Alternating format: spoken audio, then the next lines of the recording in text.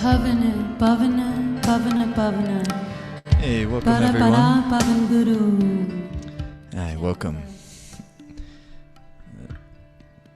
All right, thanks for being here. And what I wanted to do to start out was, first of all, for those of you who are part of this Bright and Beautiful course, I want to thank you for being part of it, and also want to encourage you to figure out a way to keep up, a way to keep going, in the sense that that there's a lot to Kundalini Yoga, but it doesn't need to be complicated. Even what you've learned in this simple course is enough to really create a lifelong practice. And it can be as simple as figuring out what works for you, whether it's a small amount of time per day, a longer amount of time per day, and then just keep going and keep doing it. But what I find to be the case is that in order to maintain that consistency, one has to maintain a certain type of studentship, a certain type of pursuit of more knowledge, of more awareness, of more understanding. And so in order to be consistent with the physical part of the practice, which then of course will have the effects on the more subtle parts of the practice, the meditation, the pranic side of things, that are going to give you the real results. In order to be consistent with that day in, day out type of yoga meditation practice, it's very likely that you'll need to keep your mind connected to the teachings that are underneath the practice. The why. Why am I doing this? Why is it beneficial for me? You know, sometimes my wife, when she eats, she's really a healthy person, and she loves to be healthy. And so sometimes when she's like, just makes herself some, broccoli or something like that, anything, she'll pull up, the benefits of broccoli when she's eating it. Because it inspires her even more. Not that she even needs it, but that's the thing, isn't it? That the people who are really the learners in the world, that are really pursuing knowledge, pursuing greater understanding, usually aren't the people who quote-unquote need it the most, but they're the people who want it the most because they're inspired. And so I think it is going to be the case for most of you that in order to maintain consistency over long periods of time, you'll have to be doing something that will keep you connected to the why am I doing this. For others, maybe not. Maybe it's crystal clear for a long period of time, but my experience tells me that that's not the case for most people. For most people, if not all people, we need to get around others who are doing this. We need to connect with others, whether it's virtually or even better in person, so that we reboot and renew our invigoration and inspiration for the practice, for what it is that we're doing. Why am I doing the spinal flexes? Why am I doing the Sat Kriya? Why am I doing the Aura charge? If my mind is connected to the why, and not only just the why, okay, it's good for the purifies the blood, strengthens the core muscles, but what is it doing on even the more subtle and things that may not be quite apparent on the surface layer? Why is it that by doing the 60-degree angle with the thumbs up and the shoulders dropped and the gaze up into the meditative space of the third eye, why is it that I'm doing all of this? What is its effect on my life, and why is it important to me as a human being? So it's not necessary to turn their life upside down. It's not necessary to change really anything. It's not necessarily necessary to adopt any religion. It's not necessary to adopt any way of dress. It's not necessary to do any of those types of external things. What is, I think, necessary is that we're doing something on a regular basis with great consistency that allows us to become clearer and clearer and clearer. And what ends up happening is we start to realize that the clarity I have now is much greater, much more brilliant than the clarity I had a year ago. But the clarity I have right now is going to be relatively dense compared to the clarity that I'm going to have a year from now, a year into the future. So it's all relative to where each and every person is. I may feel crystal clear at the moment, but I know without a doubt that relative to where I will eventually be, what I'm experiencing now is crystal clear will eventually not feel crystal clear, if that makes any sort of sense to you. So by keeping yourself connected to the teachings of what we're all doing here and what we're all doing together and what this yogic path is all about, you'll keep, ideally, the inspiration strong. And from inspiration, you gain motivation. And when you have motivation, you gain the ability to be consistent. So inspiration, how are you going to keep it fresh? How are you going to keep yourself? If you're not already a part of the Life Force Academy, it's essentially why we created the Life Force Academy. Not only to help people be consistent with the practice, but also to keep being connected to what is the big why of what we're doing here. And the bigger your why is, the more successful you're going to be. If the why is simply because of I want to be more physically fit, it might keep you going for a while, but it's probably not going to be a big enough why to keep going for the long haul. And also, if your big why is to be physically fit, maybe Kundalini Yoga is not the best choice. You go to the gym. But if your why is something such as, I want to live without being dominated by fear. I want to live with great, great joy and great, great confidence. I want real, genuine happiness to be the dominating tone of my life. I want to be so in love that it just pours into every experience of my life. If these are the things that are powering the big why of why you're doing this, then I think the spot. And I think if the mind stays connected to the why am I doing this, and then I keep exploring the science of how this practice will actually give me the effect that answers the big questions that I have. How can I be supremely confident? How can I be supremely happy? How can I be supremely prosperous? And then I'm also realistic about the type of work and time that it takes in order for these things to emerge and to be sustainable. I may have moments at the beginning where I feel supremely happy, supremely in love, supremely joyful, but perhaps it's more of a roller coaster at first where it takes a dip and you feel depressed again. To make these things sustainable to where you have a type of magnetism and type of energetic strength that holds your psyche, holds your mind in a space of contentment and happiness and love. Because once again, and this was emphasized in the course quite a bit,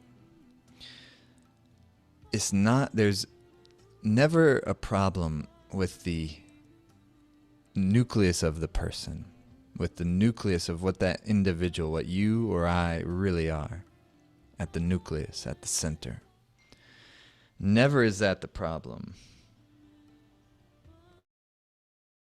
The problem is always with what is in between what I really am at my core and my current experience of what I am.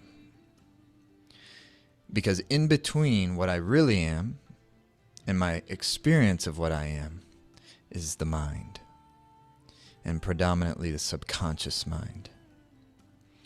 And so it's very different to say, oh, how do I fix myself versus how do I create the conditions that will hold the mind in a space of fulfillment? Because if the mind can be held in a space of fulfillment, then it will no longer feel the impulse to grab a hold of your senses and take you outside of yourself in order to find pleasure elsewhere. The vast majority of human beings on the planet Earth are doing one of two things in most moments. We're either pursuing pleasure or avoiding pain. Pursuing pleasure and avoiding pain. Pursuing pleasure and avoiding pain. And as long as we continue to swing in that pendulum of pain and pleasure, then we'll continue to have a life of ups and a life of downs. And a life of ups, things are great when things are going up, and things are really lousy or miserable when things are going down. And it's a big gamble because some people's life is filled with more pain and other people's lives are filled with more pleasure. And so if these two superficial parts of living are that which is going to dictate whether I'm happy, joyful, and love, and experiencing deep love in my life, then I'm in big trouble. Because pleasure can never give me true confidence. Pleasure can never give me true joy. Pleasure can never give me true ultimate love. On the other hand, if I'm pursuing something different, and I'm not so emotionally gripped to pleasure, and I'm so emotionally repulsed by pain, then I can get into a space in my life, and what is really important to me becomes very different than what it previously was. What is really important to me is, regardless of whether it's pleasure in my life or pain in my life that I'm experiencing currently, if my primary pursuit is in love, if my primary pursuit is in consciousness, if my primary pursuit is finding that in life which is non-dying, which is non-changing. I get a new car, and then eventually it's an old car. I get new clothes, eventually they're old clothes. I have a young body, eventually it's an old body. I have a young, beautiful wife, eventually she's an older, also beautiful wife, etc., etc., etc., etc. So if I am emotionally clinging to the things that are always changing, then I'm living within a condition or an environment that is absolutely going to cause me suffering. On the other hand, if my primary pursuit becomes finding that which is non-changing, in other words, that which is non-dying, my primary pursuit is for me to discover the part of me that is non-dying. At my nucleus, then even the pain in life becomes an asset, just as much as the pleasure. Because when I have pain, it works to cause me to find out, what am I really? Pain helps to purify the parts of us that we thought were real but are not actually real. And so if that becomes my pursuit, which is the pursuit of purifying the mental density so I can experience what I really am, which is very, very subtle and very, very quiet. Most people never hear the voice of their own soul because the chatter of the mind is so loud and distracting that very few times in life, unless it's a traumatic moment or an orgasmic moment, but those two extremes are the only times people will even sometimes hear the voice of the soul. The yogi's pursuit is to create a type of condition for oneself where the voice of the soul is accessible and available all the time, to where any time you need to, you can access that part of what you are.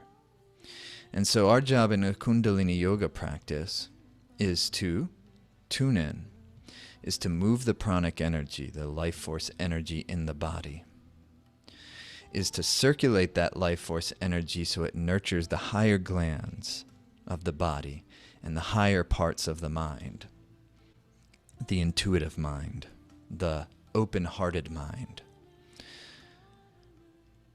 And that transforms the lower frequency energies, such as depression, and such as jealousy and envy and anger and passive-aggressive behaviors. And it turns them or transmutes them into their expressions that are going to serve real joy, real love, real awareness, real clarity, real sweetness. So these are very human things that everybody on the planet is in pursuit of. Everybody wants to be happy. Very few of us are genuinely happy. Everybody wants to be filled with love. Even fewer of us are genuinely filled with love.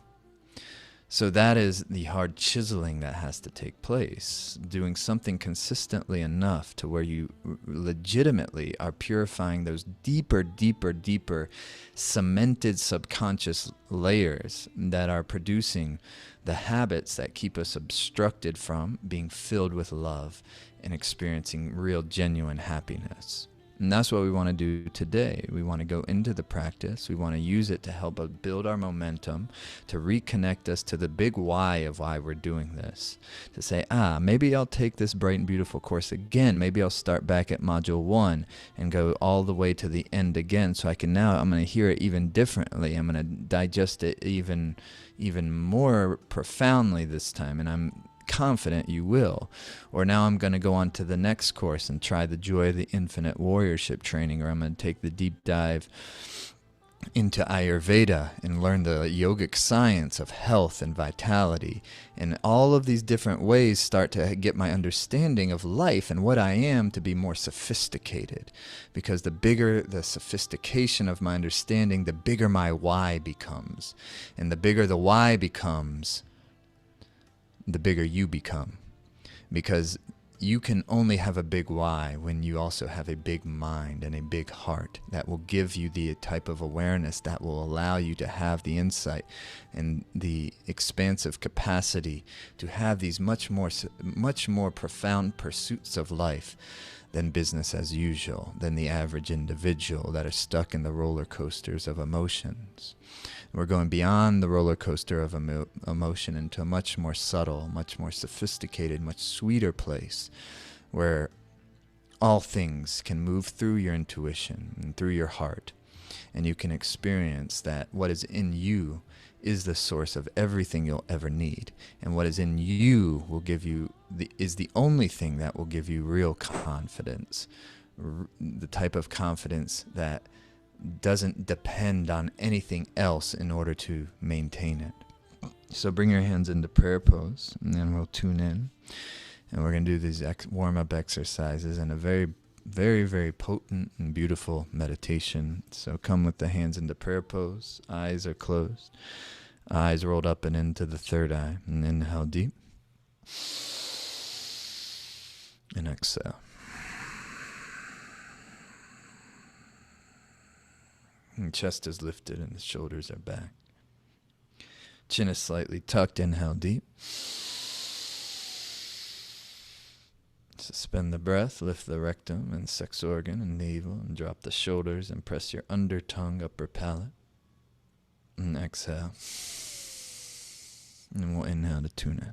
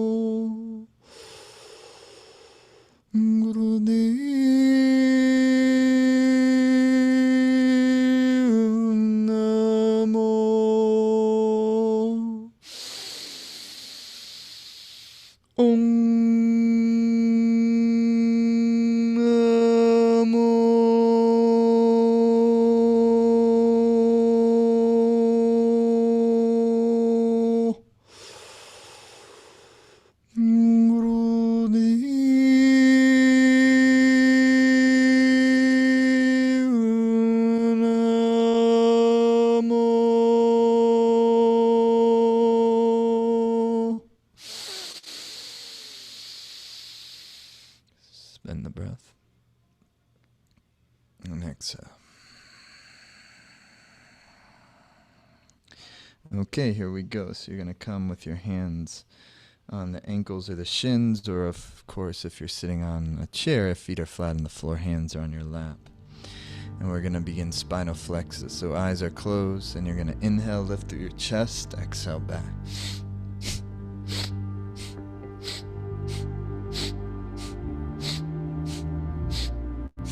Like that. Keep up, please. Eyes rolled up and into the space of your third eye.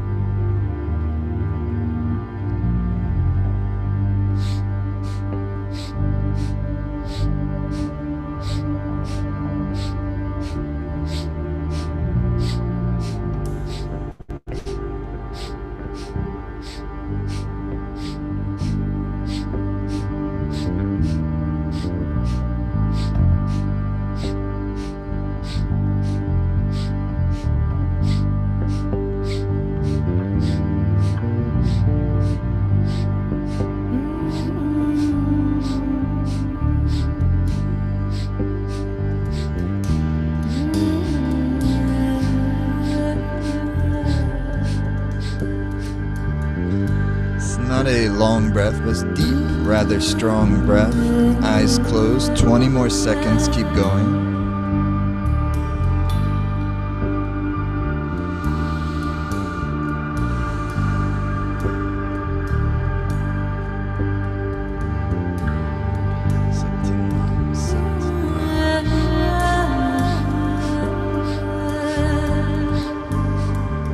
Now inhale deep. Suspend the breath in, relax the chest area, lift up the rectum, sex organ, knee, roll the eyes up in the space of the third eye. And be still. And exhale. Beautiful. Remember is that most important moment of each of these exercises is the end. Because I always encourage folks, don't judge the Kriya during the Kriya. Don't judge the exercise during the exercise. Don't judge the meditation during the meditation. And what I mean by that is because as soon as you start moving the breath, moving the prana, as soon as you bring your optic nerve up into your pituitary gaze, it'll stimulate your subconscious, and subconscious will start to react. And so sometimes you'll feel more distracted at the beginning of a practice during the exercises, or if you're doing a particularly powerful meditation, sometimes it will really bring stuff up. And sometimes you'll feel like this thing's not working at all, or it's not doing nothing, or it's really like you feel charged, or there's just infinite amount of possibilities. But then all of a sudden at the very end you go inhale. And the job is when you inhale is to be as still as possible and just try to get your mind out of the way and act as if you're emptied inside, like you're like an instrument of the infinite. You're like an instrument for a divine energy. And even if you just have to imagine that for the moment, inhale deep and be still and suspend the breath and be emptied of anything, be like an emptied vessel. Like you're an instrument, and that energy of love that is at the nucleus of creation. What if that which is responsible for all of this, that which created you and that which created me, what if that was simply love, or whatever it is engined by or powered by love, supreme love? What if? How, and what if your experience became that? Not only if it was a what if, but even by asking the what if and then testing it by inhale deep, being still and being, all right, whatever this is, it's much bigger than me. Make myself empty, make myself an instrument for that. And what if that became my experience, that what is powering life, powering and it created me at its core, at its essence, is L-O-V-E. What if that were the case? How would that change your life? And that's what it is, to be creating the conditions that can make that experience emerge within your own own consciousness. Hands on your shoulders, fingers in front, thumbs in the back, heart wide open, eyes closed, the gaze is lifted. You're inhaling left, exhaling right.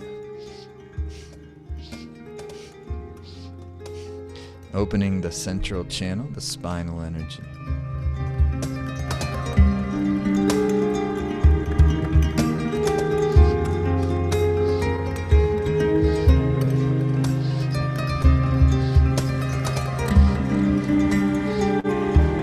And keep up, please.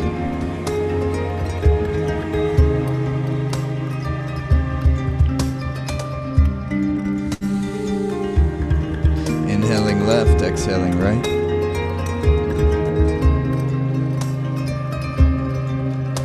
And it's so much more than aerobic exercises. Put the breath into the body. Breathe as if you're trying to purify the mind with your very breath, like you're trying to enliven the cells of the body with your breathing.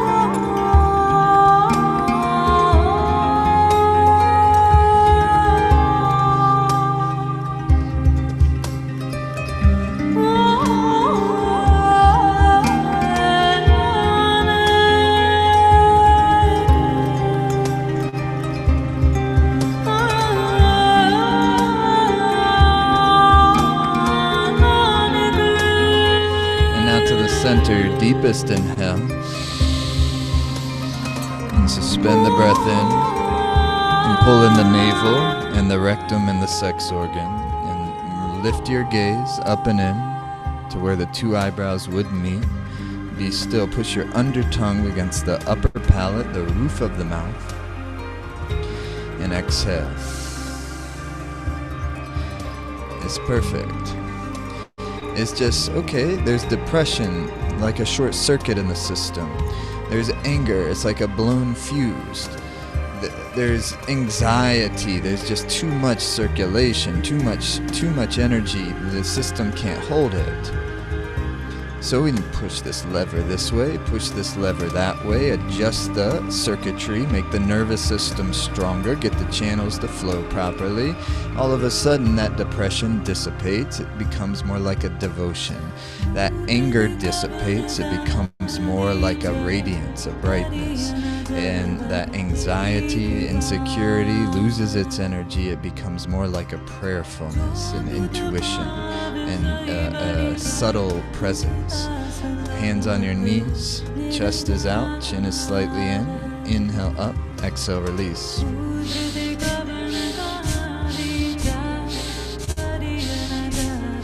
And every exhale, let the shoulder blades release down the back, let the tension in the upper back and neck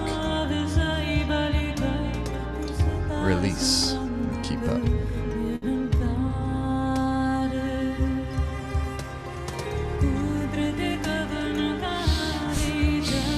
And you can also be double time, like any speed you wish.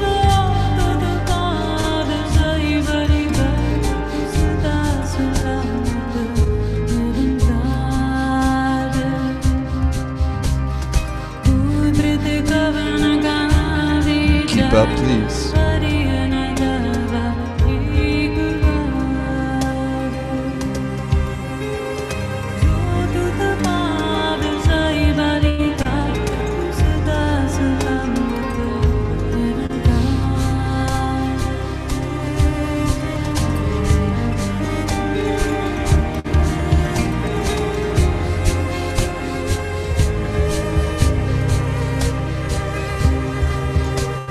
Now inhale, squeeze up, and exhale. Beautiful. So now stretch your legs wide.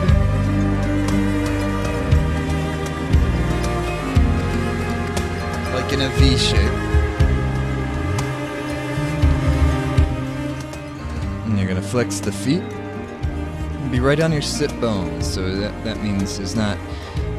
The way you're sitting doesn't make your lower back slouch, and if you need to, use a cushion or a blanket to lift you so that you're up on your sit bones. And you're going to inhale to the center, and then you're going to pivot to the left, and then from the navel point or hip area, You're going to hinge forward, exhale. And then you're going to use the strength of that leg to help lift you as you inhale. And then you're going to turn to the right, lead with the navel, exhale down, inhale up.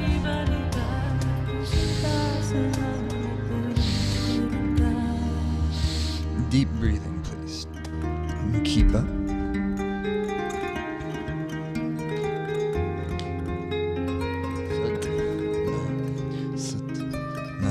Close the eyes, and every inhale, fill your lungs.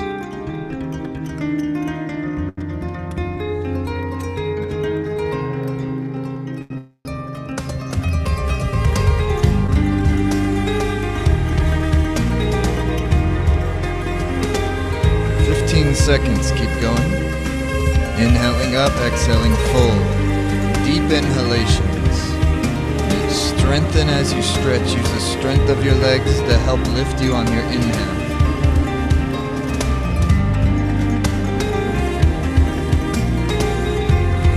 Now, sit. Now, sit. Now, sit. Now, inhale. And then fold forward, exhale.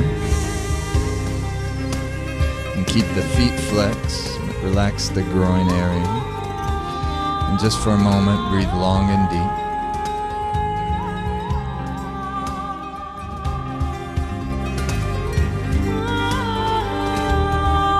And relax up, shake out the legs.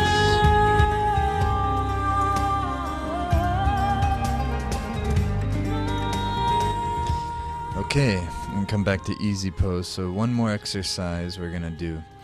And then we're going to do this wonderful meditation that I want to teach you. Something we didn't do in the main modules of the Bright and Beautiful course, but one of the most important meditations of Kundalini Yoga. So that's what's happening. We're going to...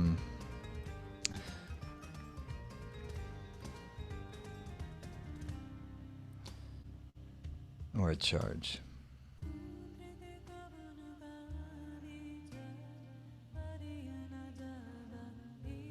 Just a moment. Okay. So here we go. You're going to bring your arms up. This is one that I am often recommending. Just everyone does every day. Because if your arm's 60 degrees, thumbs are up, fingers are tucked in for 3 minutes. Within that 3-minute period, it's likely, especially if you're not doing it that often, you'll hit a point where you want to just kind of go, ugh. But if you can resist that temptation of going, ugh, and you can reconcentrate when you hit that moment, and you can recommit into the posture, recommit into the breath, and recommit into the gaze. Those are the 3 things you're working with, essentially. The posture, the breath, and the gaze. The breath includes the mantra. Satnam, Satnam, Satnam, Satnam, Satnam. And if you can move through that kind of threshold of resistance that tends to arise, and you often have this experience where all of a sudden you pass through the resistance and you get into a space where it's no longer as difficult, where you actually find an enjoyment in the experience. And then we inhale deep, thumb tips come together, the fingers widen, the gaze lifts, the root lock comes in, and then you exhale and you find that, amazing. And this is a good example of one of those exercises that may not feel quite wonderful when you're in the midst of it, but then you inhale, you go, and then by the time you're done, you thought it was causing tension in the back or the shoulders, or you thought it was causing you more pain, but then you exhale, and the whole body feels light. The whole sense of your presence feels more expanded. It's a beautiful thing, and that starts to happen more and more. Organically, no longer do you primarily think of yourself as just a body, because you're starting to experience yourself as this expansive being that is well beyond just a body. And when you start to experience that, then you start to have a deep, deep cognitive understanding that I am not my body, and therefore no longer am I attached to things that are always changing. I'm now more in tune and more genuinely connected with the things that in life that are real, that are non-dying, that never change, the things that are born of love, the things that are born of consciousness. So please come. Arms 60 degrees. Eyes closed. Inhale deep.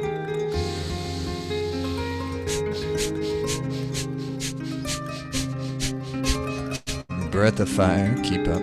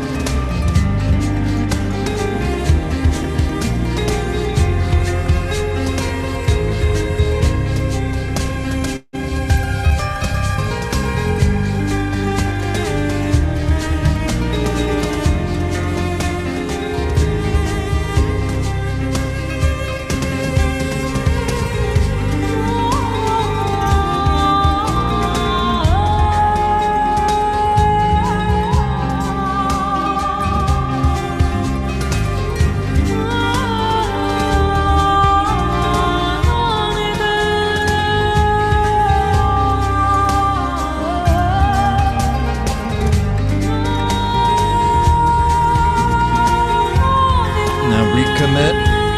Third eye gaze. Breath of fire.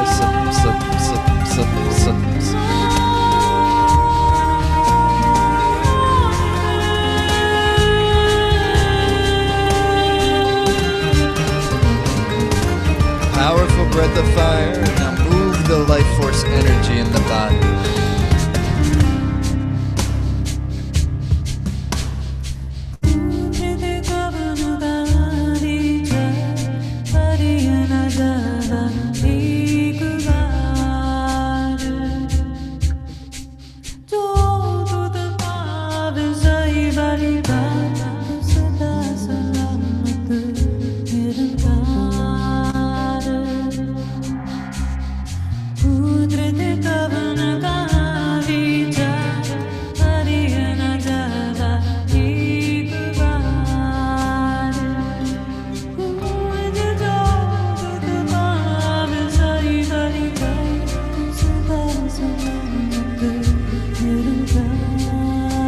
Seconds, breath of fire.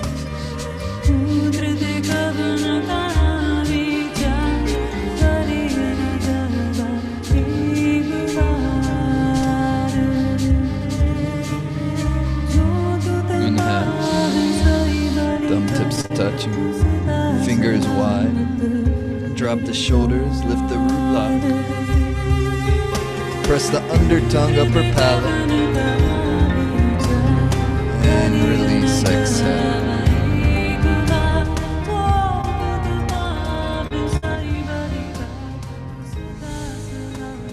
Meditate here for a moment.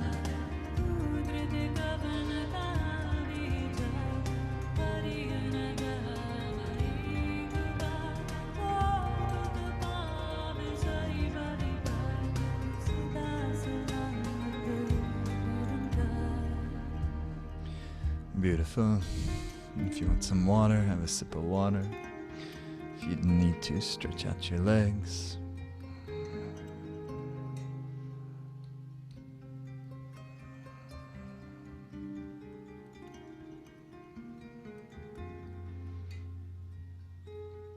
If I can get my water bottle open here.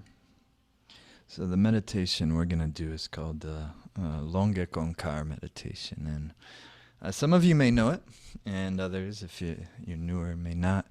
You're going to learn a new mantra in that case, and it's very, very powerful, very, very amazing. It is among my very, very favorite meditations to do. And the mantra is easy to learn. It has a simple rhythm to it, and this is a specific way we're going to be using the mantra, and we're going to be using a recording from one of our immersions where you have the whole group of over 100 people chanting this together, and we'll do it along with that.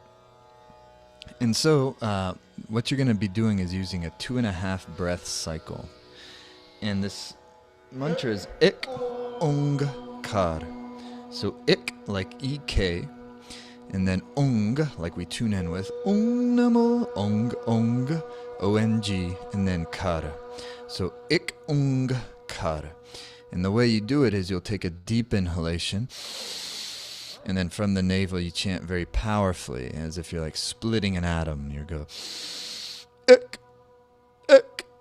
Just one time, I'm just demonstrating, but you take a deep inhale, ik, and then you'll vibrate into your forehead, and then vibrate kar. Spelled like K-A-R, but it rolls the R, kar. So it's ik, so we'll take a deep inhale and we chant that. And we use all the breath. And then we take the second deep inhale. And then we chant from the navel very powerfully. Sut, like sut. And then you vibrate long nam, like N-A-A-M, nam. Nam.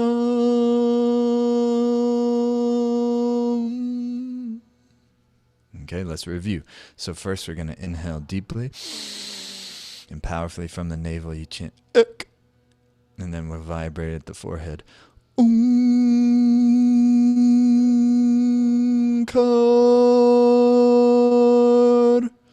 And then you take the second deep inhale. And from the navel, powerfully chant Sut. Like you're doing Sat Kriya. Sut. Nam. And you vibrate long, hold it Nam. These nam ah sounds are heart center sounds. Opens the heart center. Sut nam. And then you take a half breath in. So you vibrate that nam, and then take a half breath. It goes, and then you go, like at the crown of your head. It goes wah, wah, wah. So it's wah he guru. The mantra is wah he guru. Wah. Guru. Guru vibrates your lips. Lips are slightly apart. Guru. Like that. So the entire mantra is ik onkar. Excuse me. The entire mantra is ik onkar. Satanam. City. Oh, I skipped that part. I did a bad job teaching that. My apologies. Okay, sorry. Back to the... You're gonna chant Sat Nam, and then with the last little bit of breath, you're gonna say the word Siddhi, Siddhi, like S-I-R-I, but it sounds like S-I-D-H-I, Siddhi. Wahinguru. So you inhale, Ik Ungar, and then we'll do the second inhale, and go Sat. No city, and then a half breath in, and then go wah hinguru. Let's do it together, just maybe twice, and then I'll stop, re-explain it just a little more, then we'll go 11 minutes. Okay, you ready? Inhale.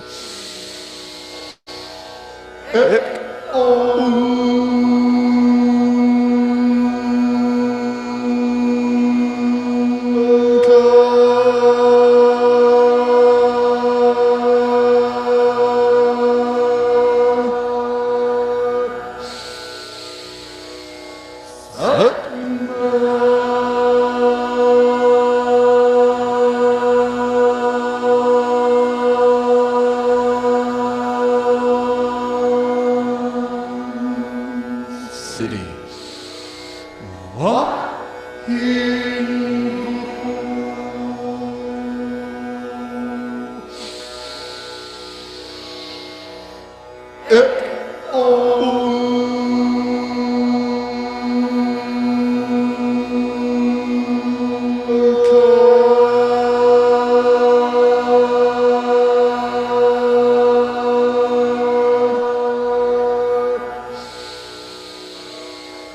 Sat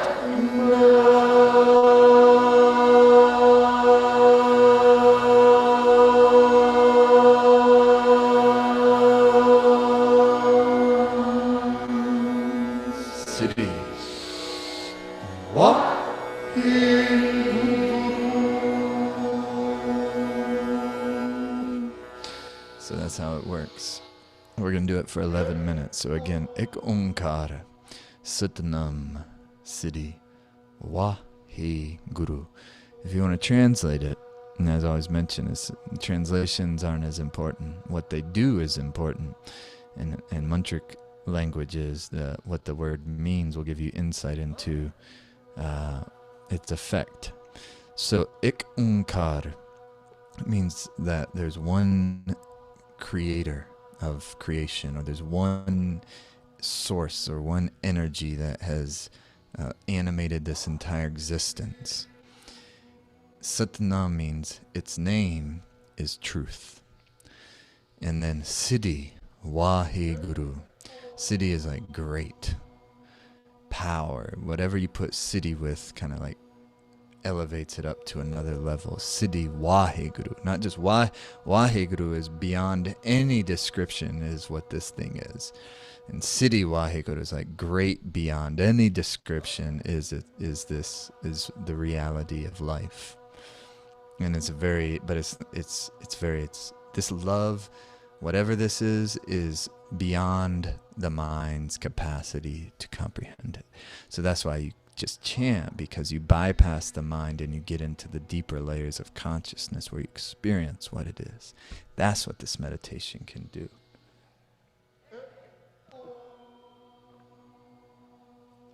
So what we're going to do is chant it for 11 minutes and get an experience of it. This is one of the great meditations of Kundalini Yoga. And it's my pleasure to be able to share it with you. Because if you were to take this 1 minute meditation and use it for 11 minutes a day, it would change your life. It will clear the mind. It circulates the life force into the higher channels, the higher centers. It does everything. Because see, when you lift the life force out of the lower triangle, and you circulate it up into the heart, up into the pituitary, up into the pineal gland, the magnetic field expands. You've created a condition where what you really are can begin to emerge through you. And that is the secret, my friend, of real, genuine radiance. And this is a meditation, this Longek Onkar, sometimes referred to as the morning call, that can make you so bright, so beautiful, and so radiant. And that's what the heart of this meditation is. So, Ik Onkar is the first breath, and then he's chant Ik Onkar. Second breath, Satnam. With the last little bit of your breath, you'll say Siddhi, and then a half breath in, a shorter breath. Then you chant with the navel, Wah. Your job is to only just focus on the sound current and resonating the sound in your body. Not worrying about what it means or anything else, but focusing on the breathing part and then focusing on really vibrating and resonating the sound. Think of your body as like a sound resonator, and that's Ik and you want to vibrate the cells of your body with the sound. That's what we're trying to do. 11 minutes, and then we'll call it a day. Okay. Here we go.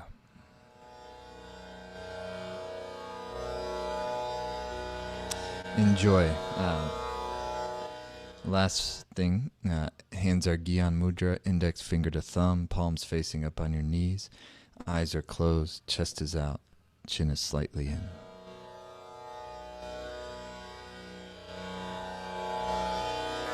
Inhale.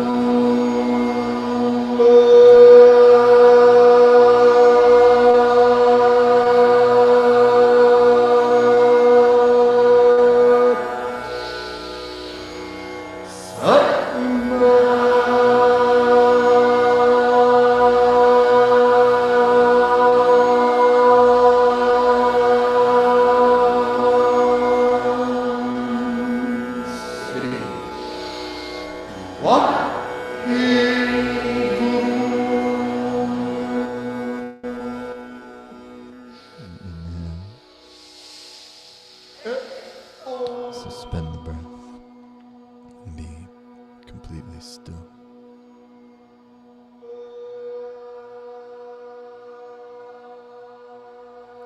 And exhale.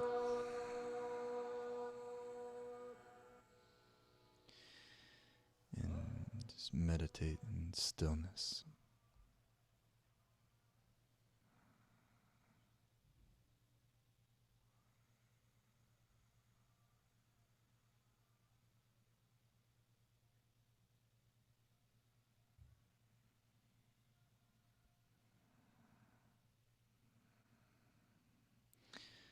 And please bring your hands into prayer pose at the center of your chest. Eyes closed, hands into prayer pose.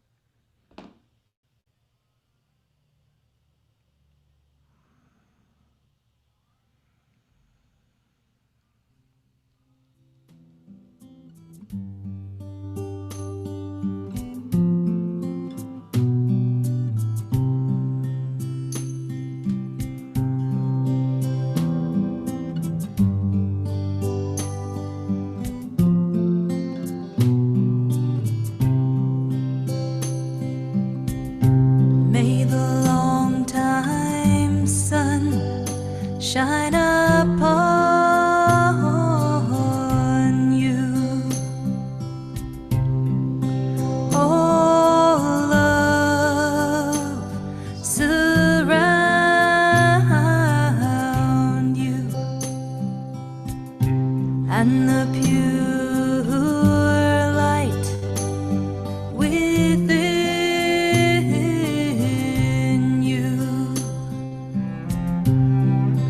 guide your way on.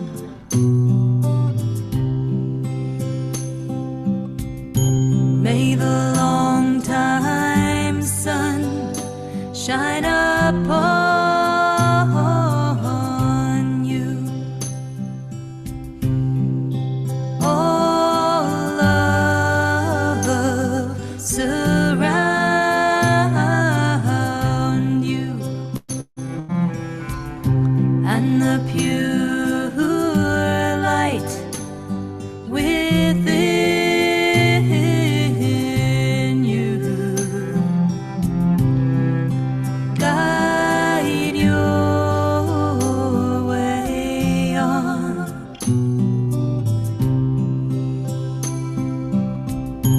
May the long time sun shine upon you. All love surround you,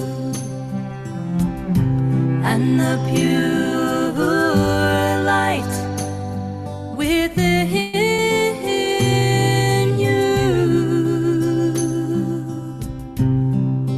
guide your way on.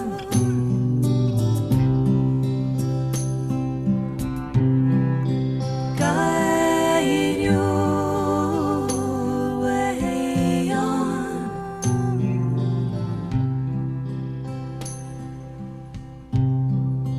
Guide your way on.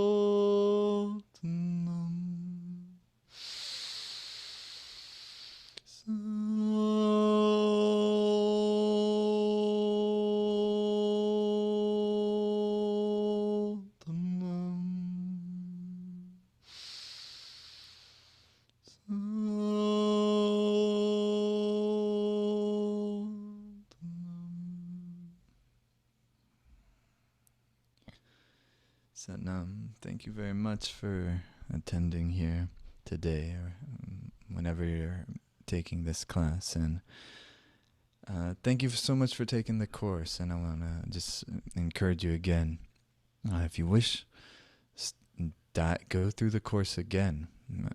Trust me, you'll get different things out of it the second and the third time through than you did the first time. Especially if this was your first introduction to Kundalini Yoga.